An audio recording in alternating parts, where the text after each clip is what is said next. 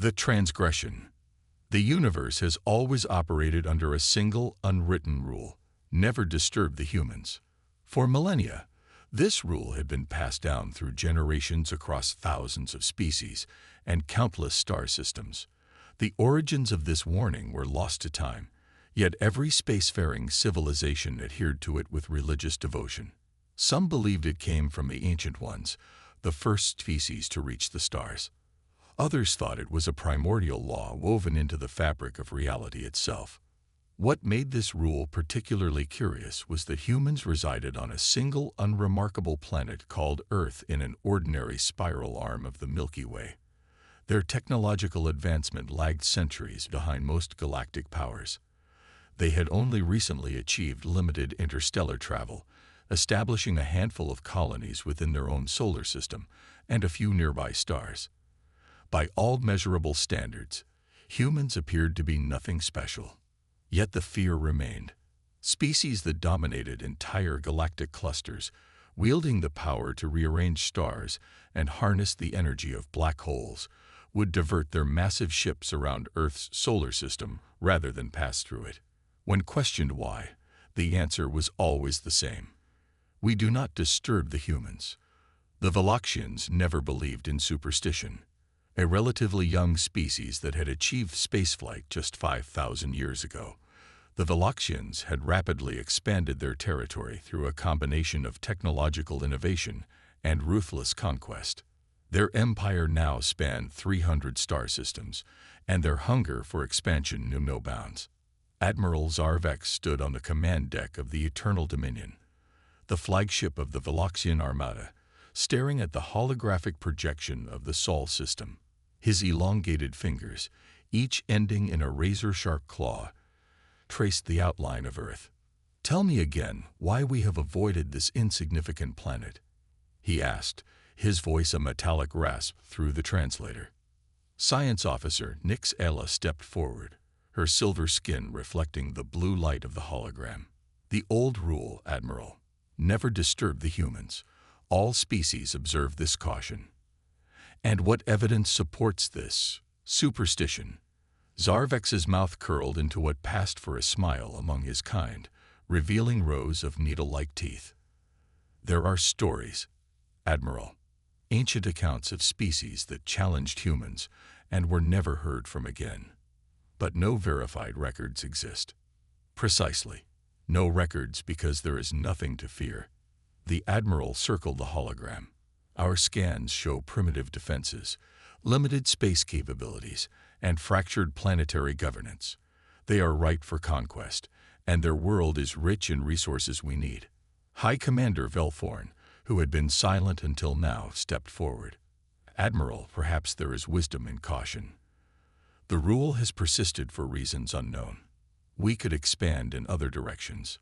Zarvex silenced him with a gesture. "The Veloxian Empire does not flee from shadows, Commander. We have conquered species far more advanced than these humans. Their world will be ours within a standard cycle." The decision was made. The Veloxian Armada, consisting of 500 warships and 2,000 support vessels, altered course toward the Sol system. As they approached, they maintained stealth protocols, their advanced cloaking technology rendering them invisible to Earth's primitive detection systems, or so they believed. Deep within the Rocky Mountains on Earth, in a facility unknown to most of humanity, alarms blared. General Elena Vasquez strode into the command center of the Global Defense Initiative, an organization whose existence was the most closely guarded secret in human history. "Status report," she demanded. Colonel Zhang looked up from his console, his face grim. "Confirmed, General. A massive fleet just entered the Kuiper Belt. Initial count suggests over 2,000 vessels. Composition: military, heavy weaponry. They're trying to hide, but our quantum detection grid picked them up instantly." Vasquez nodded, unsurprised. "They always do. Activate the Sentinel Protocol. Alert all off-world colonies, and contact the Council. Around the world, in hidden bunkers and secret facilities, humanity prepared. For centuries, Earth had maintained an elaborate facade of technological underdevelopment, while publicly struggling with fossil fuels and basic space exploration. In secret, humans had developed technologies that would seem like magic to most species in the galaxy. This deception wasn't born from malice, but from bitter experience. Early in their history, humans had learned that showing their true potential only invited aggression, so they hid, presenting a facade of weakness while building their strength in shadow. The few colonies they established publicly were mere decoys, while hundreds more existed cloaked from detection. The Veloxian fleet crossed Neptune's orbit when they launched their first attack. A barrage of energy weapons targeted Earth's Mars colony, a small research outpost with a population of 3,000. In seconds, the colony appeared to be obliterated. On the bridge of the Eternal Dominion, Admiral Zarvex watched with satisfaction. "First blood to remind them of their place," he said. "Now, open a communication channel to Earth. Let us offer them the mercy of surrender before we take their world." Communications Officer Rektal worked at her console, then froze. "Admiral, the Mars colony. It's still there." "Impossible. We just destroyed it. Our sensors indicate the energy weapons passed through it. It was a hologram." Before Zarvex could respond, the space around the Veloxian fleet shimmered. Where there had been empty void moments before, now hundreds of orbital defense platforms materialized, surrounding the invading armada. "They've trapped us," High Commander Velthorn whispered, horror evident in his voice.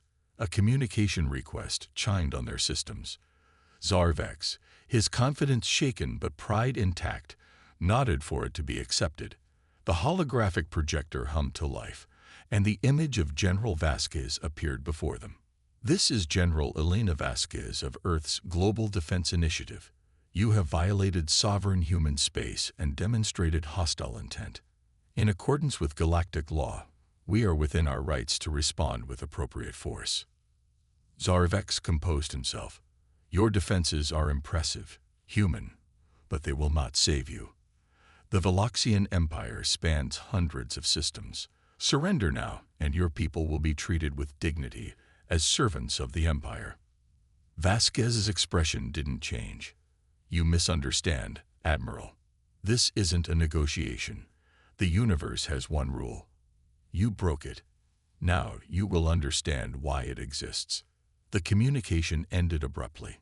Moments later, the defense platforms activated in perfect synchronization, firing not at the Veloxian ships, but around them.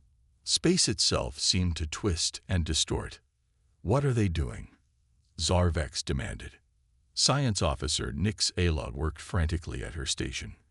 They're creating a gravity well. They're manipulating space-time." The Veloxian fleet found itself unable to move, trapped in a web of artificially generated gravitational fields. As they struggled against this invisible cage, a new threat emerged. From Earth's moon, massive hangar doors opened, revealing a fleet of sleek, angular warships that had been hidden beneath the lunar surface. "Impossible," Zarvex breathed. "Their technology. It's beyond anything in our databases." The human warships moved with impossible speed and precision, their hulls absorbing energy weapons as if they were nothing more than light shows. They didn't immediately attack, but positioned themselves strategically around the immobilized Veloxian fleet. On Earth, in the Global Defense Initiative headquarters, General Vasquez addressed the United Earth Council via secure holographic link. "The invaders are contained. They appear to be the Veloxians, a conquering species from the Cygnus Arm. Intelligence suggests they control approximately 300 systems." The council chairperson, an elderly woman with sharp eyes, nodded. "Your recommendation, General." The standard response, "Madam Chairperson." A demonstration of capability followed by an opportunity for retreat. If they choose poorly, containment and education. "Approved. Remember, we are guardians, not conquerors."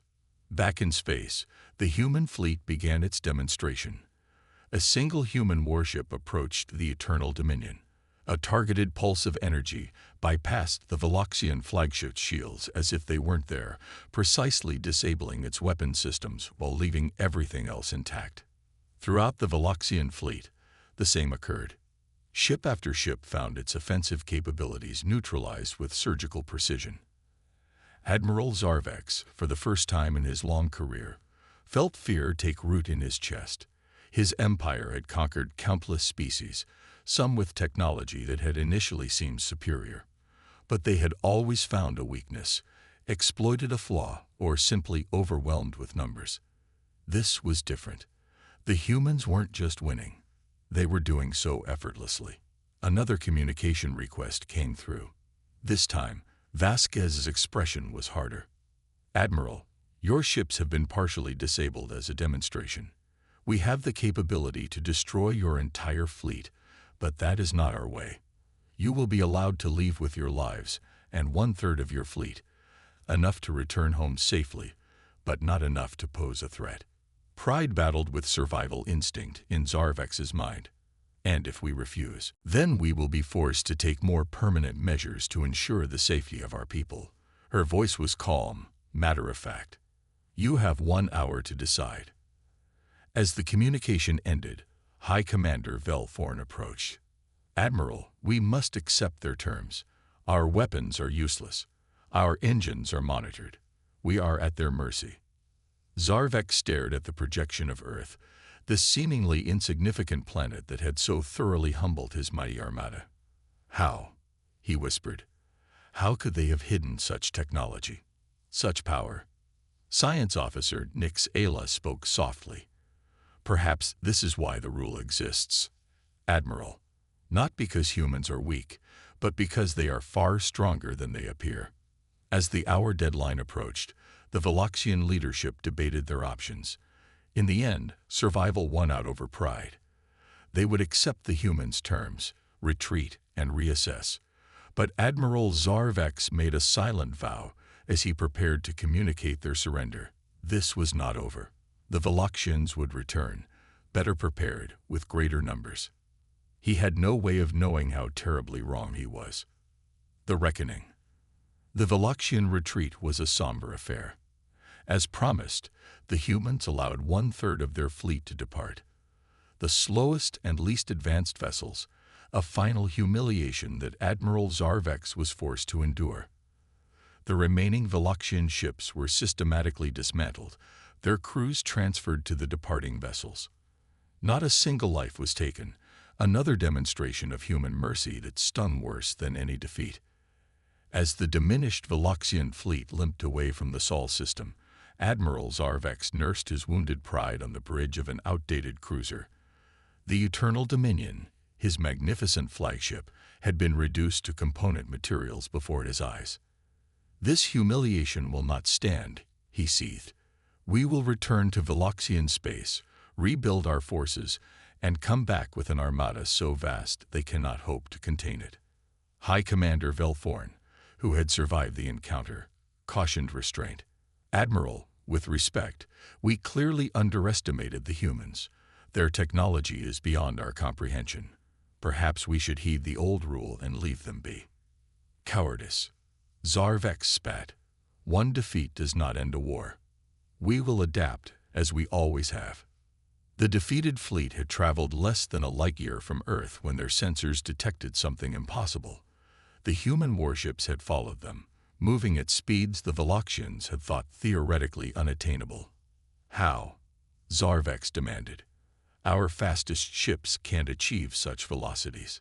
Before anyone could respond, a communication request came through. The face of General Vasquez appeared, her expression stern. "Admiral Zarvex, our intelligence division has analyzed your ship's data cores. We've discovered your plans for a second invasion. This is unacceptable." Zarvex's inner eyelids flickered in surprise. "You? Radar secure databases? Impossible. Your encryption was impressive," Vasquez acknowledged, "for a species at your technological level. Admiral, we allowed you to retreat out of mercy, not weakness. It seems our compassion has been misinterpreted." Fear crept up Zarvex's spine. "What do you want?" We're escorting you home, Admiral. And then we're going to have a discussion with your Imperial Council about the future relationship between our peoples.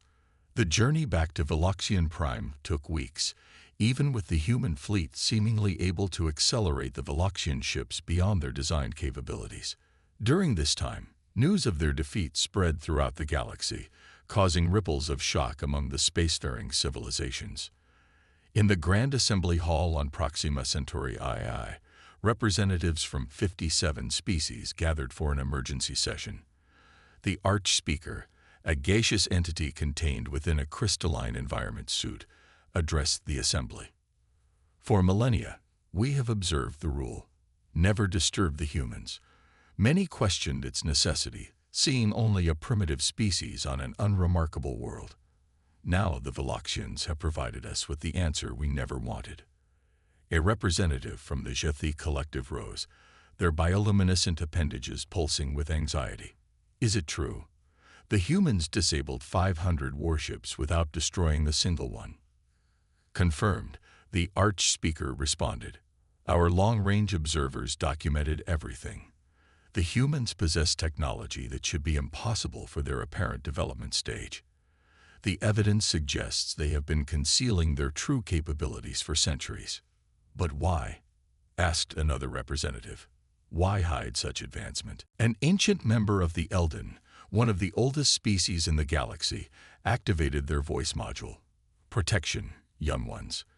Consider history. When a technologically superior species encounters a less advanced one, conquest often follows. The humans learned to hide until they were strong enough that none would dare challenge them. And now? The question hung in the air. Now, the Elden answered, we maintain the rule with greater understanding. The humans have shown restraint. They could have annihilated the Veloxians, but chose mercy. Let us hope the Veloxians have the wisdom to accept this lesson. Meanwhile, the human-escorted Veloxian fleet arrived at their homeworld. The planet was surrounded by defensive stations and ships, which mobilized upon detecting the approaching vessels. However, they quickly stood down when they realized the dire situation.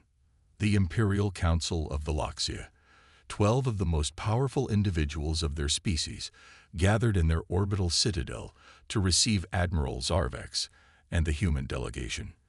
The Grand Chamber, designed to intimidate visitors with its towering ceilings and imposing architecture, seemed suddenly inadequate as General Vasquez and 5 human representatives entered. General Vasquez wasted no time with pleasantries.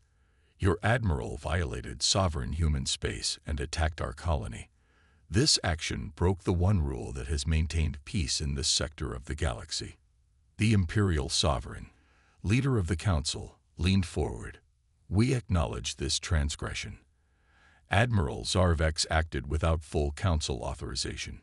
He will be punished accordingly. Admiral Zarvex is not the issue, Vasquez replied. Your Empire's expansionist philosophy is. We have reviewed your historical records. You have conquered 78 species, exterminated 12 that resisted, and enslaved countless others.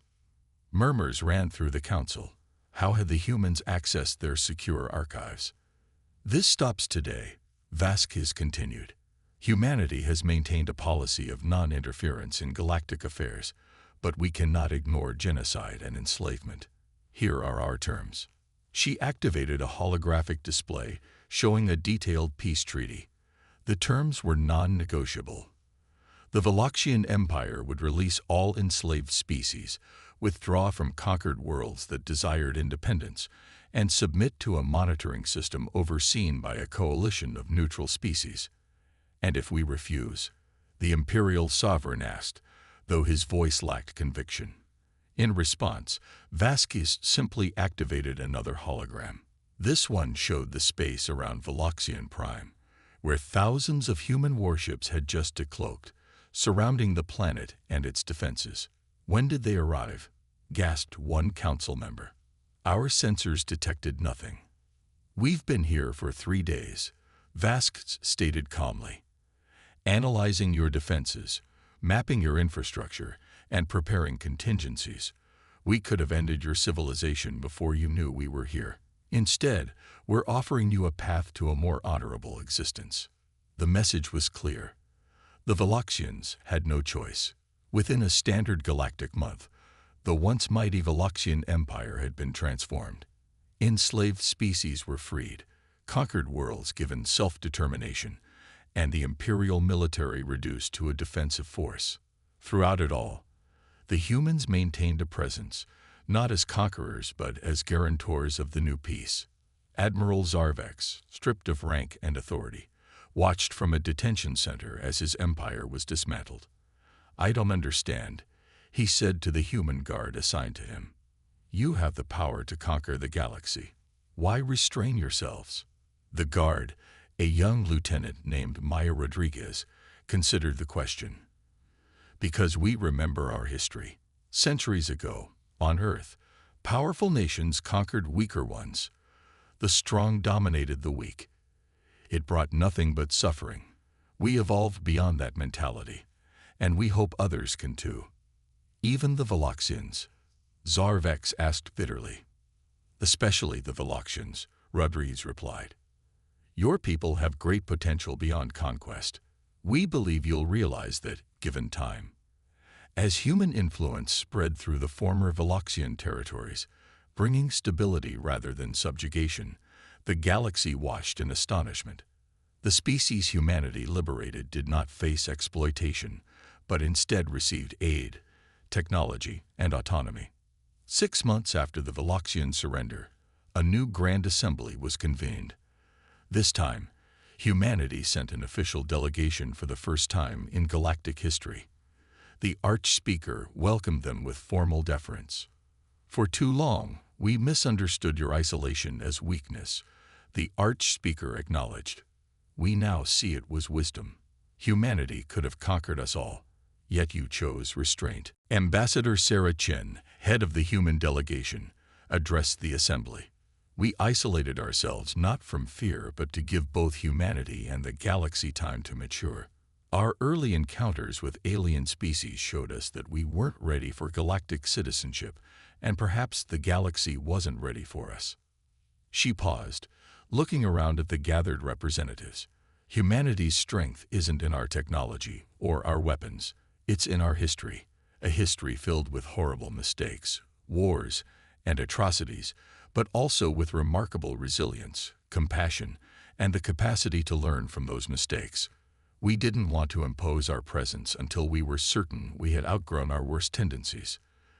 The assembly hall was silent, absorbing her words. "The rule was created for protection, not just yours from us, but ours from ourselves. Now perhaps it's time for a new rule. Work together, respect autonomy, and remember that strength without compassion is just another form of weakness." As the assembly concluded, the galaxy entered a new era. The rule remained: never disturb the humans. But its meaning had transformed. No longer was it followed out of fear, but out of respect for a species that had the power to conquer but chose instead to protect. And far away on Veloxian Prime, former Admiral Zarvex looked up at the night sky, contemplating the lesson his people had learned at such great cost. The universe had one rule. His people had broken it. And in doing so, they had ultimately found not destruction but redemption. In the vastness of space, millions of species continued their lives, evolving, exploring, and expanding. But they all remembered the rule that had guided the galaxy for eons and would continue to do so for eons more. Never disturb the humans, for they have mastered the greatest power of all, the strength to show mercy.